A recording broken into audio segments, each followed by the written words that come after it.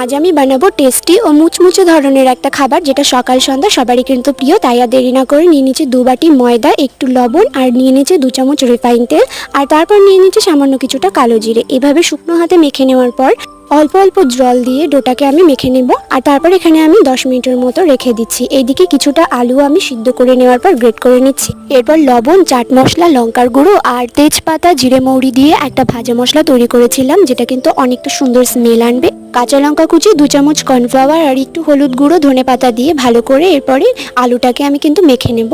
আলুটা মাখা হয়ে গেলে 10 মিনিট রেখে দেওয়া ডোটাকে কিন্তু এরপর রুটির মতো বেলে নেব, আর আলুর মিশ্রণটিকে এর উপরে ভালো করে লাগিয়ে নেব। আর যেভাবে আমি কাটছি এইভাবে করে কিন্তু কাটতে হবে, আর তারপর কিন্তু ঠিক এইভাবে করে রোল করে নিতে হবে। সবকটা রোল করা হয়ে গেলে কিছুটা তেল গরম করে হালকা আছে কিন্তু এগুলোকে ভেজে নেব। আর ভাজা হয়ে গেলে একেবারে তৈরি মুচমুচে খাবারটি। এটা কিন্তু সন্ধ্যেবেলা চায়ের সাথে খেতে পারো। ভিডিওটা ভালো লাগলে লাইক করো।